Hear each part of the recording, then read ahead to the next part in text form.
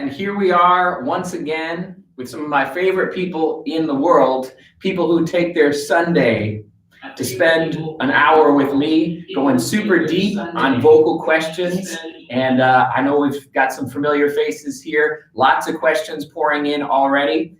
I'm ready to hear them. Lay them on me. Do we have the first question for our live chat for February? Yes, we do. We have it from G7 Alt, and you know I love that handle because that's one of these bad boys. Oh man. Okay, sorry. Hi Justin. What's the mechanics of messa di voce? I've been doing crescendo, diminuendo on the beeb, as you suggested last month, and it's going well. What should I practice and focus on now? Okay, so if you don't know what messa di voce is, that is when we take one note and we crescendo it, we get louder, and then we get softer. So what we have here is we need to make sure that there's certain mechanics that are changing and certain mechanics that are staying the same. The biggest mechanic that's changing, G7, is your breath, right? As you get louder, you're going to be using a little bit more breath, and as you get softer, you're going to be pulling off of that breath. But the thing that happens is often the changing factor is compression. And as we get louder, it's very easy to stay strong, but as you pull away from it, you want to flip, you want to go to the next register, you want to go to falsetto. So what you have to really be careful of is that compression. And if you're doing the beebs, you have beep, beep, beep, beep, beep, beep, beep. Whoops, I fell apart. Beep, beep, beep, beep, beep, beep, beep, beep, beep. Can I keep some of that gentle compression as the breath is being pulled away? Okay, so the breath is changing, pitch is staying the same, and then the register is going to want to go and do whatever it wants. So you have to be very disciplined. Beep, beep, beep, beep, beep, beep, beep, beep, to keep some of that compression as you pull away the breath. The B is a great one because that B consonant helps you with the compression.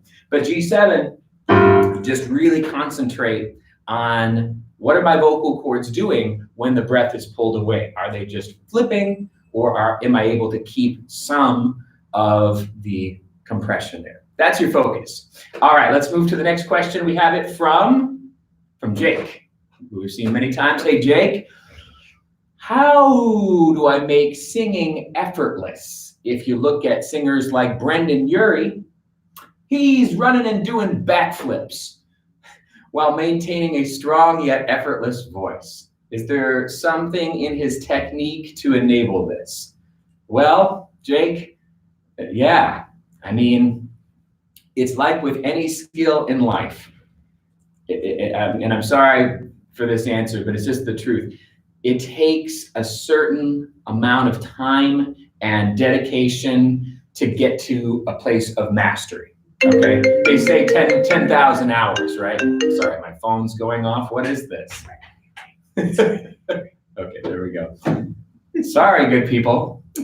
So you got to get to a certain level of mastery. All right, and there's really no shortcuts. Brendan Urie's the kind of guy who said very early on, singing is my thing, and I'm all in for it, and trained and dedicated his life to it, and you know, it's an all-day, everyday thing for him, and he got to this place where singing is easy for him, and he can do something else like a backflip and still have that level of technique. So it's not a certain technique that gets you there. It's that mastery. So that's practicing every single day. That's finding the right teacher that can help guide you. That's getting into, whether it's a band or a group or a choir or people making music, so that you can build every single skill that you have until you get where you want to be. No shortcuts.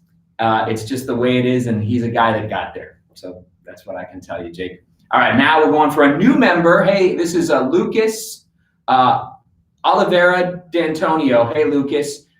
Hi, Justin.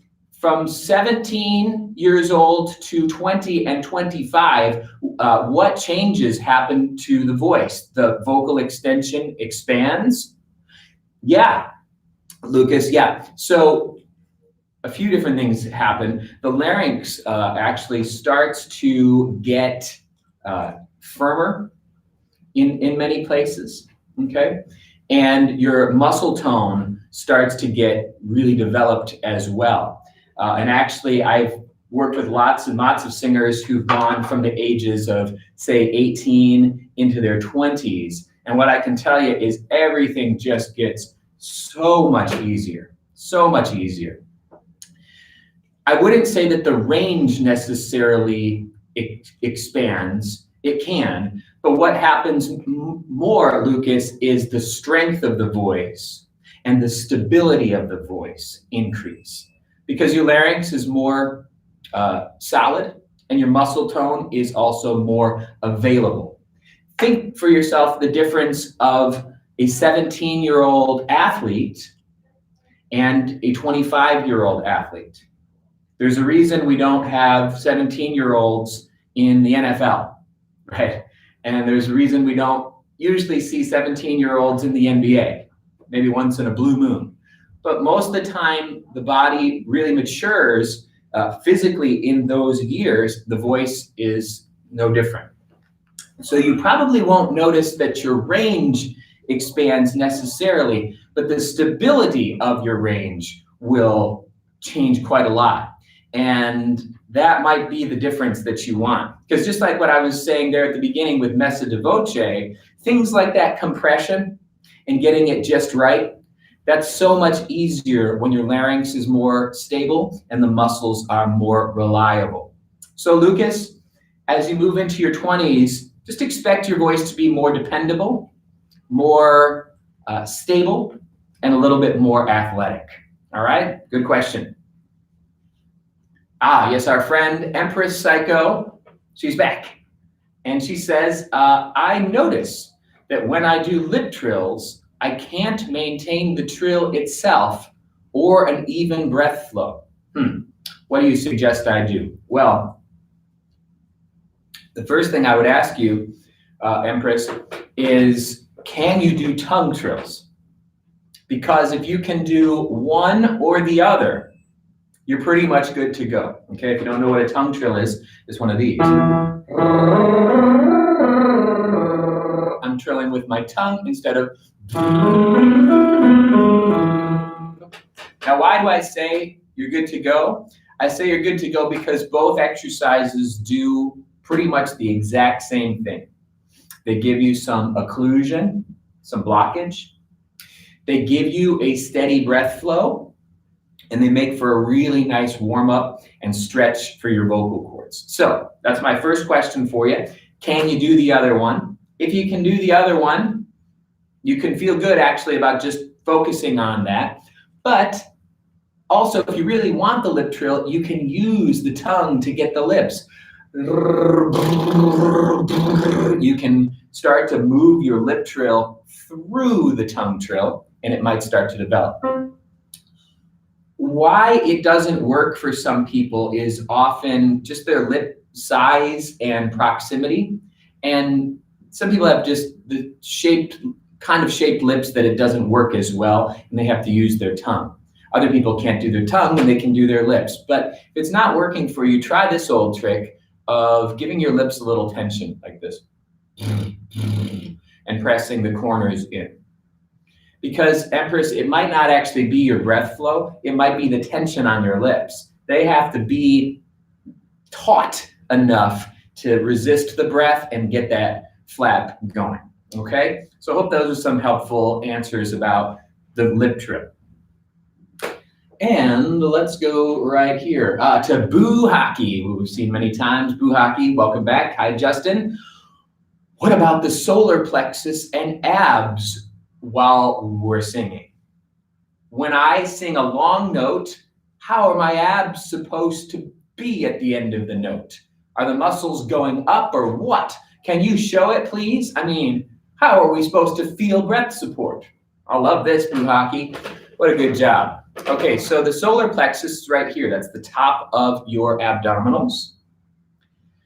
This is an area, Boo Hockey, that we want to feel very expansive. when we sing. And this is cool because the solar plexus does the same thing on the inhale and on the exhale. It's one of the only things that does it. The same thing. When we inhale, we want it to open. And when we exhale, we also want it to open.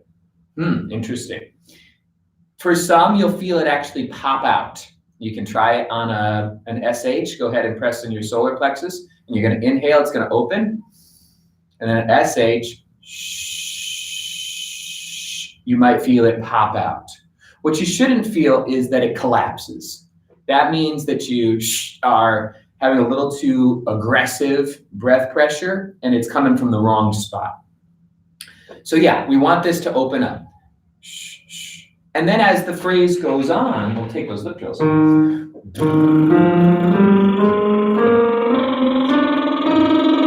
going to feel expansion, expansion, expansion, expansion the entire time. The things that contract for your breathing, buhaki, is your very lowest abdominals. And it almost feels like nothing. To some people, good breath support feels like doing nothing. But it is your lowest abdominals, and if this is staying open, your upper abs stay open, then your lower abs are gently going to come in, and your rib cage is going to slowly come down. All right? But solar plexus, very good question, is expand throughout the whole time. Okay? All right, we're moving on to a next question. This is from Lise Moberg, our friend Lise, back again. Hi, Justin. Hope you're well. Hope you're well too, Lise. Many voice coaches online mention the baby cry and exercises on a meow, calling it nasal resonance or pharyngeal resonance, which confuses me because sometimes it sounds a bit like twang to me. Oh, can you help me get this straight? Lise, I can't wait. I can't wait. This is the problem, is all of these different terms and things, and they mean different things to different people. I think I can really help you with this one. There's a lot here. So we'll start with the baby cry. That sound. If you are thinking of that as twang, you are correct. If you are thinking of that as nasal resonance, you are incorrect. Nasal resonance is the thing, and twang is the inner laryngeal thing. Okay, so the baby cry voice is a form of twang. It also helps us to get our compression. You wouldn't hear wah, wah, you'd hear wah, wah. And so people use it for compression and twang. So baby cry equals those two things. Now, what about the meow, meow, meow that you mentioned? The meow, meow, meow would be those two things plus the nasal. Meow, meow, meow, meow. That has the M in it. So now we have nasal, we have twang, and we have compression. Three things. You mentioned also pharyngeal resonance. To me, that term should not be. It's just my personal opinion. I would have it X'd out of our language because everything resonates in the pharynx. The pharynx, you can't not have pharyngeal resonance. It's always pharyngeal. But people do mean like that stuff. They mean twang. Okay, when they say pharyngeal resonance, they mean twang. They don't mean nasal, they mean twang. If you want to use it, fine by me, but it's, my personal opinion. It doesn't make any sense if everything is in the pharynx to call it pharyngeal, okay? Then finally, we had nasal resonance, which, like I say, is that. Now, this can be bright, or it can be dark. So don't get brightness confused with nasal. They're totally different things. And I think that was all of them, right? Hope that helped you clarify. Pharyngeal, nasal, cry, meow, and twang. Excuse me. Now we're going on to another question from JS Frederick. Hi, Justin. How does the back and the lats come to play when singing? Well, not a terrible amount, but a little bit. In the still method, they kind of really believe a lot in that, in the anchoring and the lats in the back. In my book, that adds some sort of unnecessary tension to things. The breathing system is more of a deep event. It doesn't need to involve your lats or anything like that. But this being said, your lats are a part of your postural system. So we want to have a really balanced posture, and developing, your back as well as your front, making sure that everything's in balance will affect your posture and will affect your breathing. As for the back, that has a lot more to do with singing. We want to make sure that we don't have, well, how am I going to do this? We don't want to have this kind of thing going on where my shoulder blades are crunched, okay? And we don't want to have this kind of thing going on where my shoulders are slumped forward. This will create tension in the upper back, and this will end up slumping me forward and cause my abs to get crunched, okay? So we do want the upper back to be nice and open. If you want to feel a really good upper back sensation, take your ballet 5th position and breathe into your upper back and feel it expand. We want that feeling. And then there's also the lower back jazz, where we need this to feel like it's not being torqued that way, right? But nice and open, and we can breathe into the lower back as well. So for the back, 2 key points: be able to open up in the upper back, no crunching, and being able to open up in the lower back, no torquing of the low back. All right.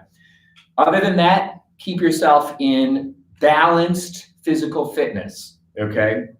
Don't just bench press and then that's it, or else you look really weird. And for every muscle that you're developing, make sure that you do its antagonist so that you can keep your posture in a great place. All right. Very good. Excuse me. Eric, 2 times the Eric. Wow, double the Eric power. Eric says, when I play piano and sing, the physicality of playing interferes with my singing. Yep. Especially, I noticed vibrato is harder. Do you have any recommendations to solve this crisis? I certainly do. That's a tough one, I know. We need to identify, Eric, why it is causing the problem. And there can be several different reasons, and I know this as a pianist myself, okay? One of the biggest ones is how you hold yourself at the piano. It can be a couple things. It can be that you're slumped down and that is interfering with your breathing, all right? Or, interestingly, it can be the reverse, that you're so used to like a piano posture that you feel rigid when you are playing, okay? So figure out, first of all, which one of those is it? Am I slumped all the time and I can't get a good breath? Or am I rigid all the time and I'm just feeling tight? If it's the first and you're slumped, find a nice posture. And a good way to do it is to practice your song standing up and then take that same posture and sit and keep going. So like alternate. If it's that you are too tight when you play the piano, you can actually kind of move and keep yourself really loose and try to see how that goes, okay? Also, I would ask you, Eric, how much you're concentrating on the piano when you are playing. Is it like whoever said, Brendan Urie, is it so natural that you don't even have to think about it? Or is part of you thinking and stressing about what you're playing? Because that act of overthinking, over-concentrating, maybe a little anxiety, things like that, that affects the voice. you need to be able to just have the piano be an extension of yourself, okay? That's one thing is, am I too stressed? Other people, though, get really sort of into the piano and are really jamming so much that the performance energy throws off the voice. Make sure that you're not performing so much that you're losing sight of your technique. These are some suggestions, Eric, but I would first try to pinpoint what is different about how I sing when I'm at the piano and how I sing when I'm standing. And like I mentioned, go back and forth and see if you can figure it out. Once you've figured it out, it won't be so hard to change. Okay, next up we have Alley Cat Singer. And hi, Justin. Happy I can make it today. I'm happy you could too. Oh, the screen. Oh, okay. Alley Cat's been practicing on the NG to help her mix. She's a soprano with a low speaking voice. And really struggling between B3 and F4. It's a bit wobbly. Any suggestions to strengthen this area? Yeah, definitely. I think you got to rock, Alley Cat. That's chest, that territory. That's chest land, okay? That's not even mix.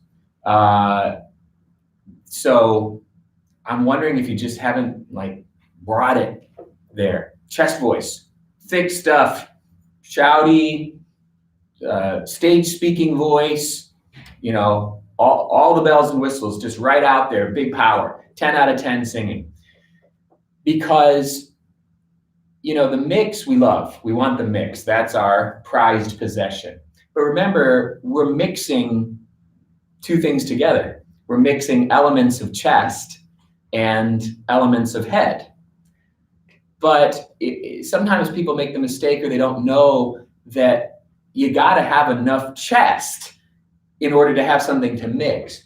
If B3 to F4 are wobbly, that's indicating to me that you just haven't spent enough time with the, hey, yo, that sort of stuff. I mean, you can feel really safe, Alley Cat, like so safe, dragging chest through that area. Actually, chest lives there.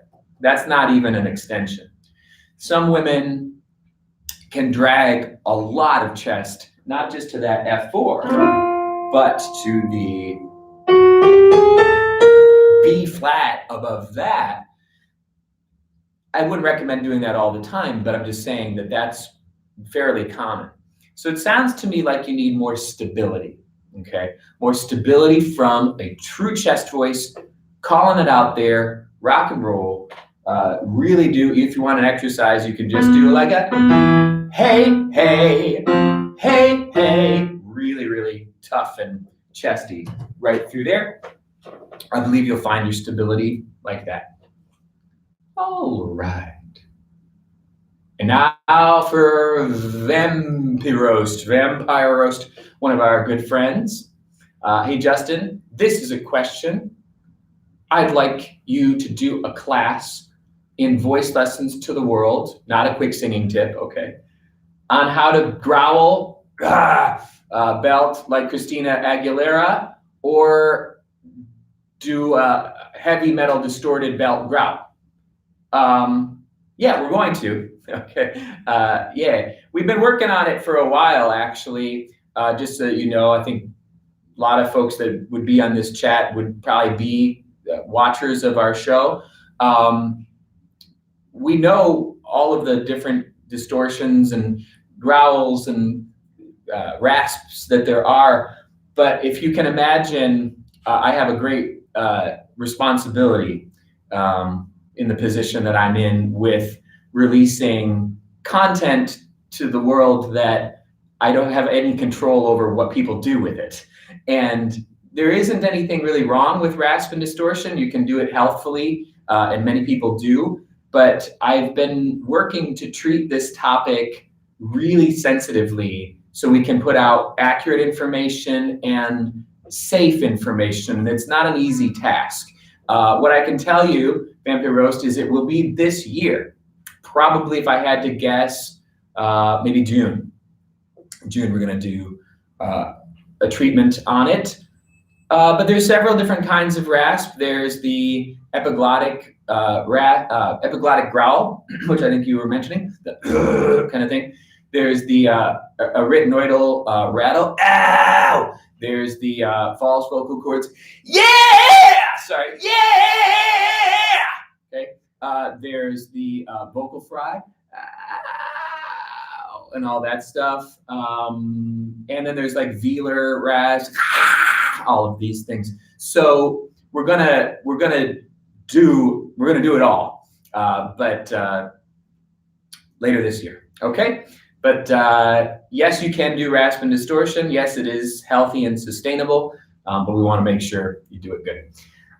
Next is Joanna A, and she says, sometimes as I sing along to recorded singing exercises, I find that they get higher in pitch, and I kind of fall off hitting the pitch, and I fall into singing like a fifth below or whatever harmonizes. How can I avoid this? Yeah, well, Joanna, you know what that shows me is you have a really good ear, all right? That when you can't hit the pitch, you go to a harmony. So it makes you a really good musician. Still, we don't want you to do that. The only problem with like vocal courses and things like that, and I know I have one, is that you can't guarantee that the singer is at that range yet. And if I had you in a voice lesson, like right when it's starting to get too high, we would like work right in there and then we'd come down. We wouldn't just keep going. But a singing exercise course can't really do that for you. Can't really know. So what I think you need to do, Joanna, is just sort of stop when it's starting to get too high, like maybe do one or two, but you don't want to get into a habit of dropping things down. So try to, if you're doing an exercise, try to kind of mark where it's feeling like, okay, today I've got this one. And remember that and see in like a week or two, can I get one more, maybe two more? Don't just keep going, because if you're off pitch, it doesn't really help you. And the harmony is cool, but it's, you know, it's not ultimately the right thing. So it's okay to not have every note, right? That's why we work and that's why we're building. So find where that limit is and work in there, but don't just keep going with harmony, okay? All right, Kelsey Higgum. Hi, Justin. Your videos are a big hit in the transgender voice community. I did not know that. Well, that's cool. I was wondering what NYVC's pedagogy for voice feminization looks like. Well, we don't have, Kelsey, like a standard approach. In my understanding, you know, everybody that comes to us that, you know, has a transgender has a little bit different set of needs and expectations, okay? And it really isn't different from how we approach working with any student, because every single student that comes to us has a different identity, okay? And a different set of goals and values and what's important to them.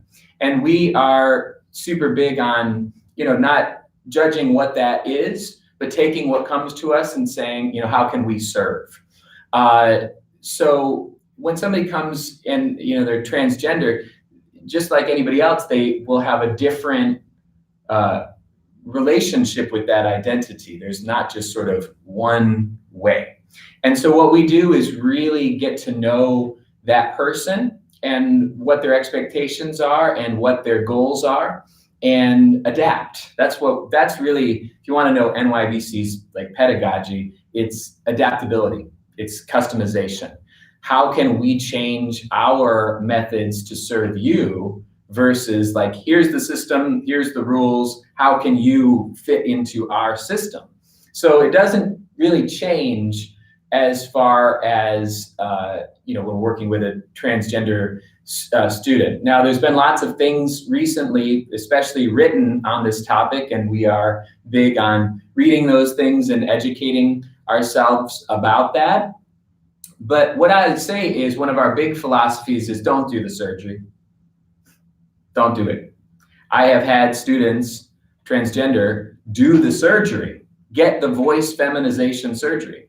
And I have had one student I can really remember who had totally wrecked her voice.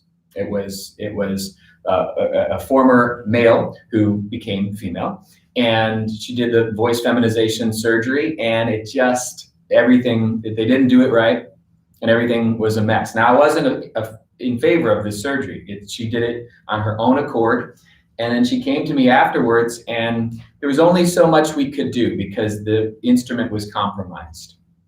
If you are trying to feminize your voice, often what people are looking for is a higher range and a lighter quality, which we can most certainly do by coordinating elements of falsetto and elements of head dominant mix and making sure that we don't drag into the thicker, chestier ranges. There are also things about intonation and pronunciation that we can add, and elements of tone and resonance that we can add. But again, it's a customized approach. If you can think of this, there's no one way a female sounds. You can't sort of say, well, this is how females speak. So that's why it's really important to get to know each person and not sort of assume, oh, well, you want to sound more effeminate? Here's what you need to do. But really get in touch with each person's goals. All right. I hope that helps you. Email us on that one, actually, if you'd like to know, because our staff is really sensitive to those things. So we can talk further. All right, let's move on to Elby. I think we've definitely seen Elby before. Welcome back to Elby. I'm trying to smooth my break, aren't we all? And I am lip trilling in tune to songs for an hour every day, as well as doing hisses for breath support. If I carry on doing this every day, will my mixed voice come together on its own? Nope. I want to start adding NGs into my routine, but it doesn't feel right when I NG into my range. Oh, it doesn't feel right to NG into my higher range. Will this sound better the more I NG? Okay, Ali, I like your passion. I like your dedication. I don't know if that's the greatest strategy though, because I'm all for lip trills, big fan. I'm an even bigger fan of NG. You can go ahead and start doing that right away. But this idea of will it automatically come together? No, it's not going to, because it's kind of what we were just talking about a few minutes ago there. I think, was it Joanna? For a mix, you got to blend things, okay? And the lip trills vote very heavily for head stuff, very heavily for that. And actually, NG votes very heavily for head stuff, okay? So what could actually happen is you stay light, stay light, stay light, stay light. By singing a song on a lip trill or an NG, you might be staying light the whole time. And when do you ever go heavy, right? The mix is a balance between the thick and the thin, the strong and the flexible. You're only doing right now flexible things, head things. All right, things that take the weight off the voice. You gotta, frankly, add the weight back. I wouldn't do this work within the context of songs, Elby. I would have in your in your arsenal a lot of vocal exercises, some that are strengtheners, ones that are chest exercises, chest dominant mix exercises, 50-50 mix exercises, the bibs, the googs of the world. You need falsetto, you need flageolet. You need to be working the entire voice top to bottom in exercises. And then actually in the song, I don't know that there's tremendous value in doing the entire song on a lip trill or an NG.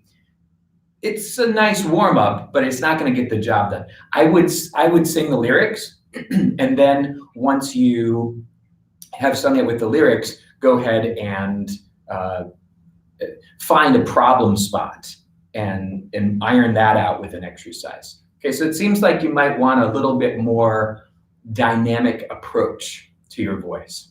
Yeah? Oh, okay, and now we have Caleb Arndt, who I think we've seen before as well, yeah. Excuse me, folks, we're recovering from a cold still, so I got gunk and stuff. Hey, Justin, question. I tend to crack or squeak into a sort of falsetto, when I try my low notes. Am I trying to use too much nasal resonance? How do I make my low notes solid? I need to go to church, but I'll check back later for the reply. Okay, well, God bless you. Happy church, and hope you get this later on. So yeah, so a lot of people, what's interesting, they actually crack to falsetto or head voice on their low notes. So like, what gives? It is, Caleb, because the low notes are too loose. When we go lower, the chords get shorter and actually looser, okay? And when we go higher, they get tighter. There's a couple different kinds of tightness. We've got the inherent tension of the chords, and then we've got how much they're brought together, okay? Those are two different kinds of tension. When you go lower, the chords lose their internal tension. They're not stretched out, they're like floppy. And sometimes when they get floppy, they actually fall apart. And so all you need to do really, you ask about nasal resonance. Nope, as we just said, nasal resonance is a head thing. So we don't want more nasal resonance. What you want down there, Caleb, is probably, well, definitely more compression and also probably more twang. I would recommend an exercise like this. And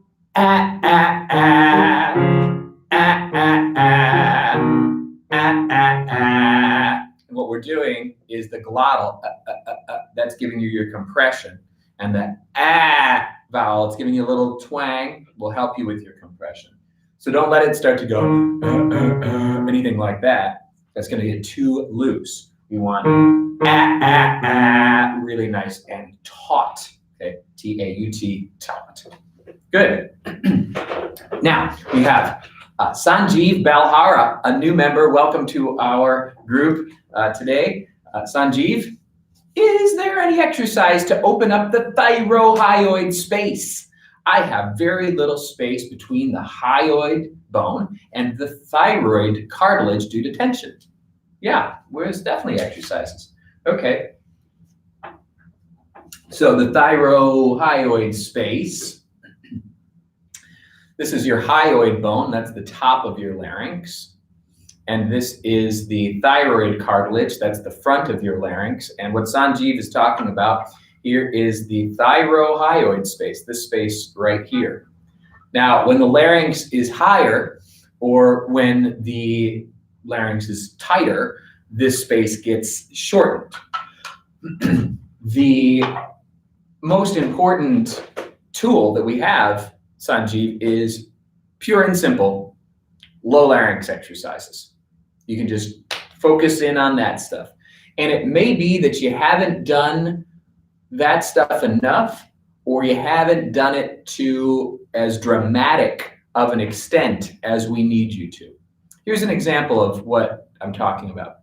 If you did a exercise, now you can actually see it on me. I'm doing H-U-U. And you can see that space open up, and I can actually put my finger there, like it's like a bucket, okay?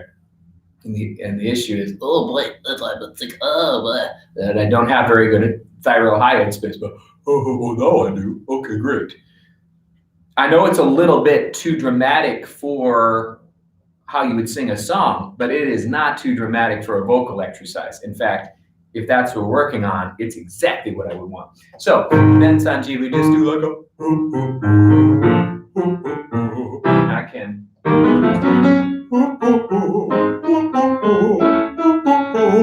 Take that quality pretty high. I've been working on that. And a lot of people, when they start getting higher, they're going to have a instead of that, okay? So the vowel to me, that's as in book, okay? And a very dramatic one, not like book, but book, okay? Really deep. That is the best vowel. Other candidates are oo, o, aw, and But if you want the grand champion, it's as in book. And you take that, and it could be with an H, it could be with a consonant, boob, boob, boob, or mum, mum, mum. And you go super disciplined, Sanjeev, super disciplined. I don't care if the larynx starts to tighten on a middle G, G3. Some folks, it does. The larynx has some baggage, some old habits, and it doesn't matter, no judgment. Wherever it starts, that's where it starts, and you work there. So I'm going up, and I go boop, boop, boop, boop, boop, and up, boop, boop, boop, whoops, boop, boop, boop, boop, boop, boop, and I work right there, right at that spot. And you just say, I'm only going as high as I can keep that space in my larynx, okay? Really dramatic, really exaggerated. It's good for you. You won't sing a song like that, but it's training the larynx to have full mechanical capabilities. All right, and now lean pisters, our friend lean. When your tone is getting unstable, how can you tell the difference if the compression is falling away or if the larynx is no longer in control? Well, unstable is a term that I don't know if I can know specifically what you're after, but what I'm actually going to guess there, Lean, is that that's actually a breathing thing. I don't think it's either compression or larynx. Because when I hear the word unstable, what I'm thinking is shaky, all right? That it's like there, but it's wobbling and waffling a little bit. I think if it was the compression, you would know, because if it's a compression thing, then it's cracking, right?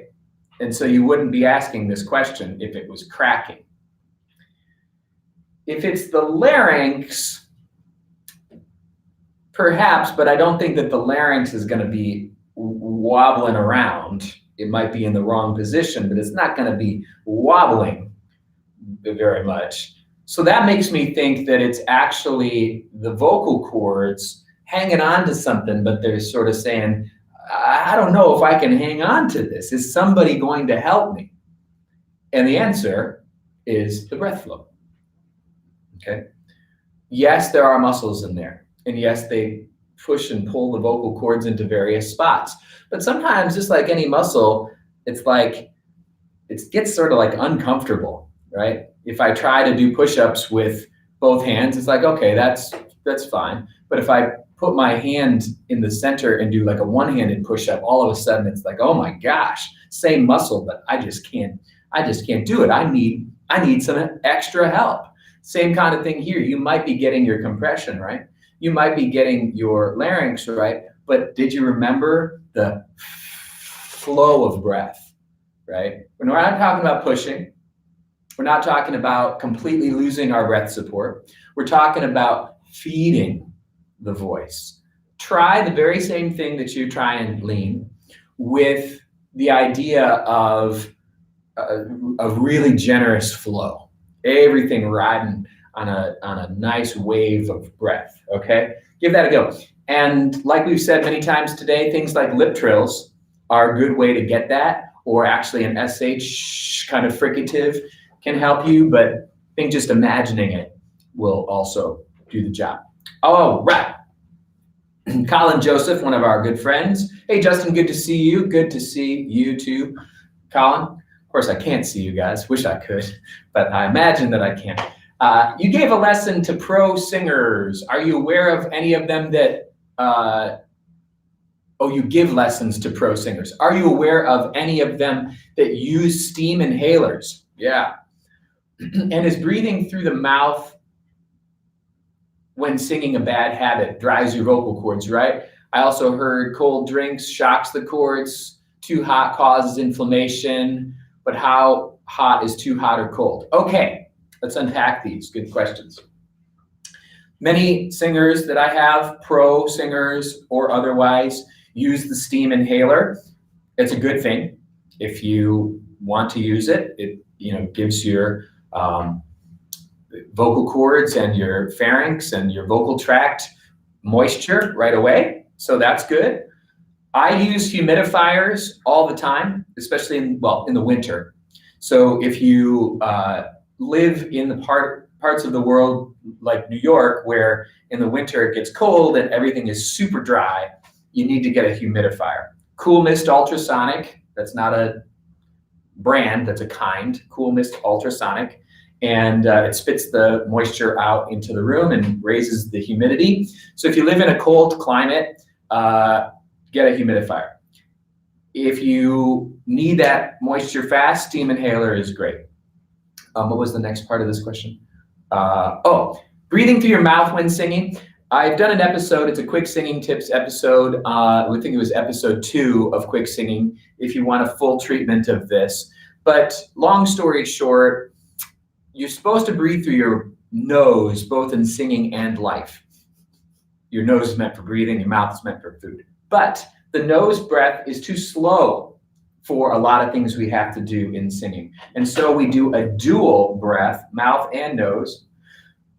And that is usually what we need for fast passages. But if you have sort of a lot of time to breathe, use your nose and sing.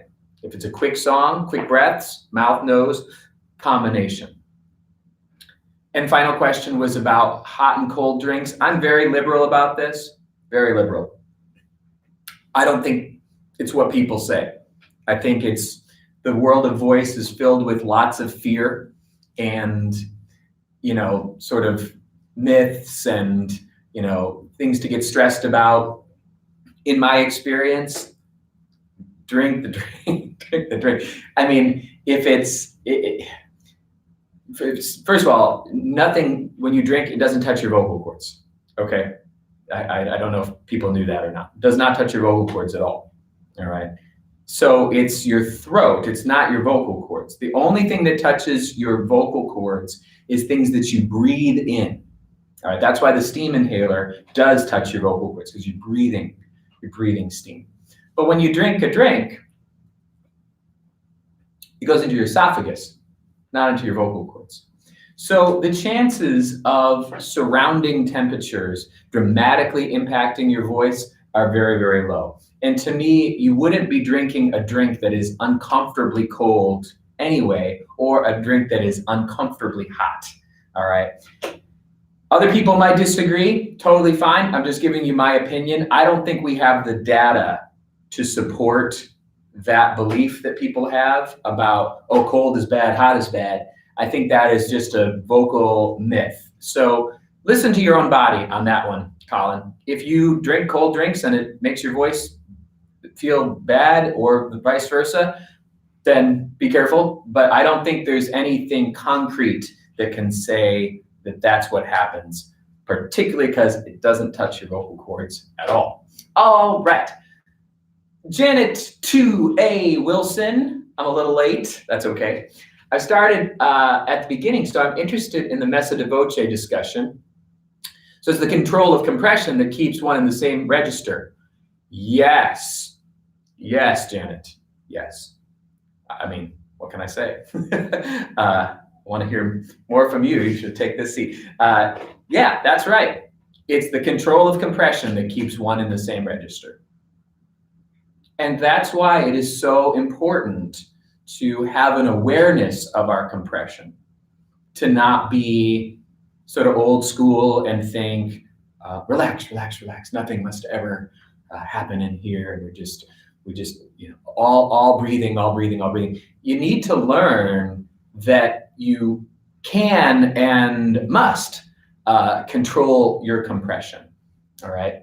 And it's really as easy as getting familiar with what is happening inside my larynx. I can do breathy, I can do clean, I can do tight, I can do many different arrangements in there, and that's all on the vocal cord level.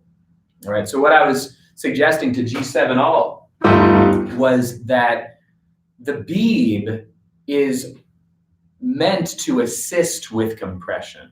Those little buzz throughout are helping the vocal cords to stay closed, stay closed, stay closed, even as the breath pressure is changing. So the vocal cords are finding different relationships of closure, from a thick closure to a little less thick, to a little less thick, to a little less thick, without falling apart. If they fall apart, we've changed register. How do we keep them from falling apart? Compression.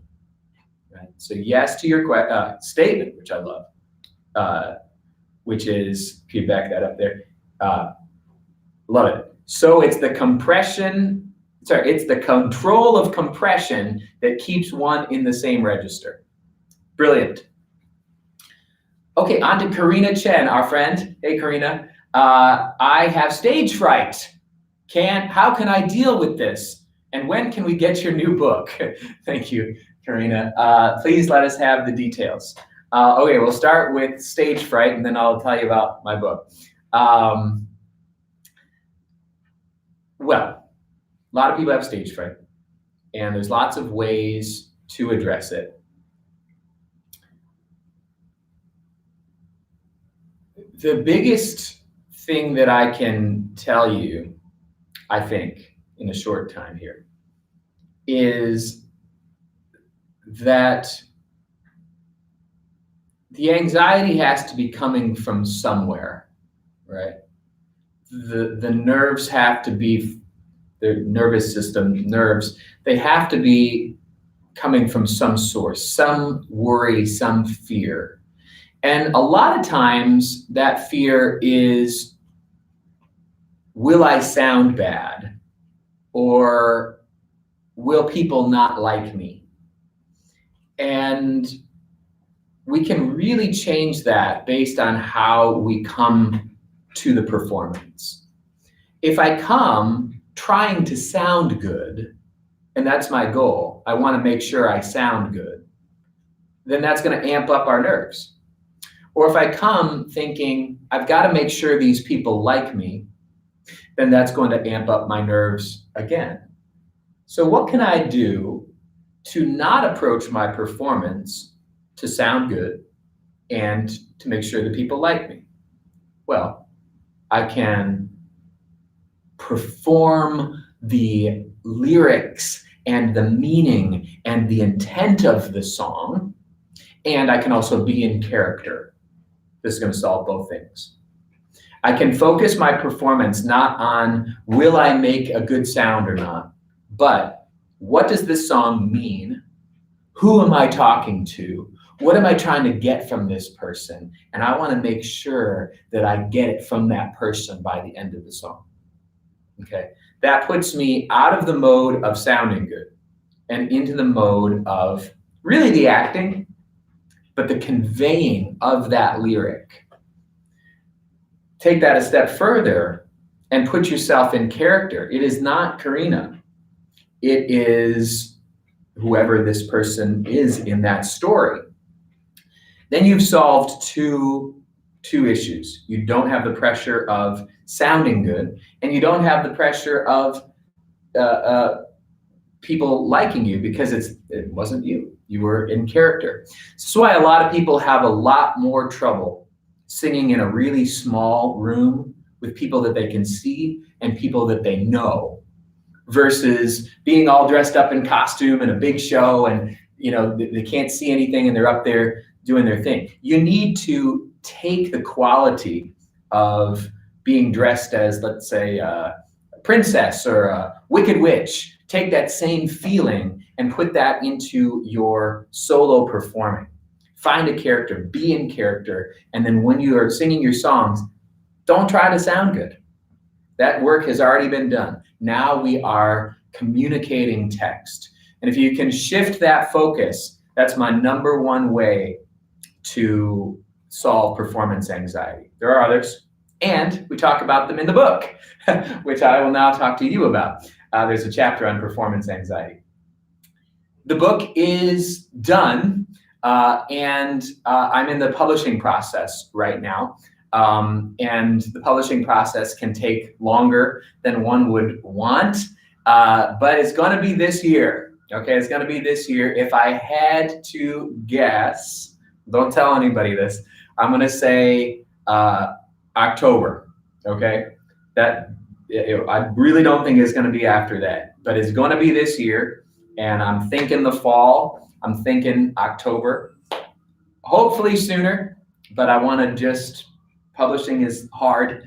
But yeah, so the book is Sing Like Never Before. You can go to singlikneverbefore.com right now and just type in your email. We're not going to spam you with anything. Actually, we haven't sent out any emails. It's just so that you can be on the list. And when it's out or coming up, we will announce the date, and you just get like one email or whatever that says it's coming up. So if you want to do that, go to singlikneverbefore.com. And I think we can do, we'll do 2 more questions here, and then we can wrap up.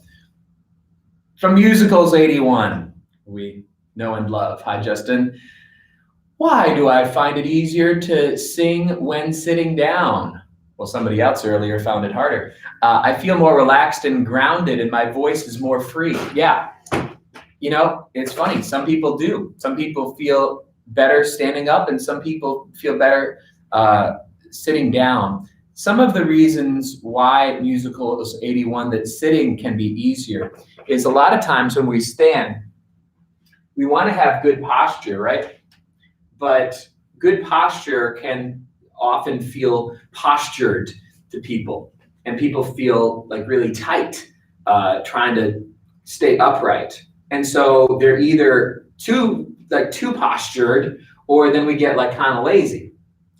There's something about sitting that helps ground a lot of singers and feel a little bit more relaxed. And we are taking an easier breath and using a gentler breath. We're taking less, using less, which is advice I have for kind of all singers. Usually people take too much and use too much. And the act of sitting is a little bit more relaxed and more natural to take less and use less. The voice teacher Brett Manning, in his studios, they are sort of famous for like kicking back in chairs and doing the lesson, like both the teacher and the singer, like leaning back and singing in a chair. I mean, we don't do it, but I think there's some wisdom to it, just in that sense of not feeling like, okay, I'm ready to sing, but like, no, singing is a more relaxed event. It doesn't have to be amped up. All right. Just be careful you don't get too relaxed. That's all. Singing's always still energized. It's just relaxed and energized at the same time. All right. And we have last question from, this will be perfect. I love this. From Axel Bark-Holst. Hey, Justin, I've been playing around with flageolet. I've found that in the switch between falsetto and flageolet, I can go into some sort of vocal fry. Could this be the case, and should I avoid it? Axel, first why I say it's perfect is tonight we're releasing an episode on flageolet. So what a great way to conclude, because I wanted to tell you this anyway. Watch tonight. We got episode 36 of Quick Singing Tips, Flageolet Explained. So you can watch that episode and get more flageolet tips. But yeah, okay, so what Axel is saying is on the moment where falsetto and flageolet come together,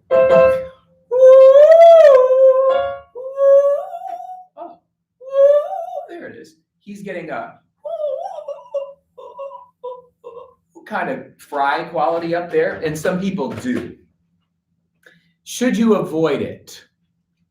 I'd say yes. The reason I hesitate is it's not bad for you. So I don't want you to think, oh no, I'm destroying my voice. It's just that the vocal cords are like confused there when you are switching that register. You move from falsetto into flageolet, and for some reason, something is a little too tight. Okay, it might be because the larynx is often very high in flageolet. It might be just a vocal cord arrangement, approximation arrangement.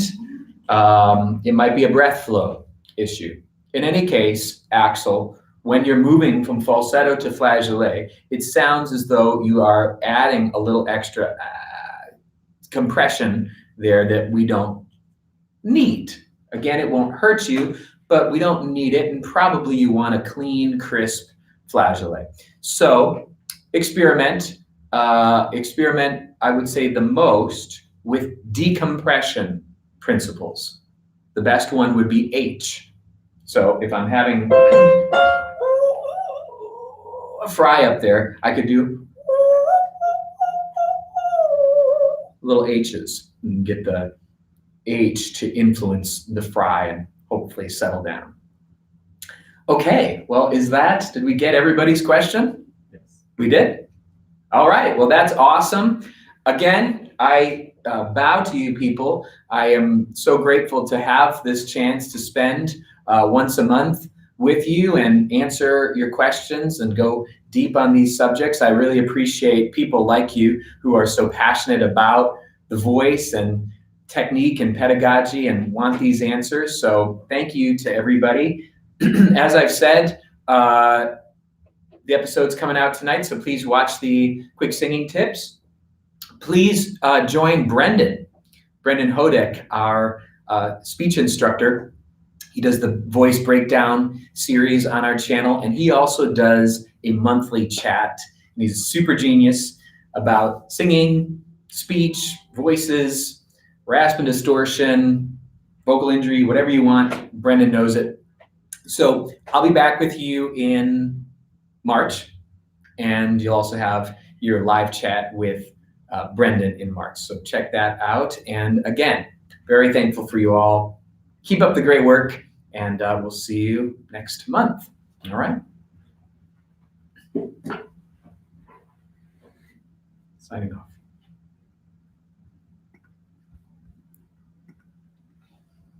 All right.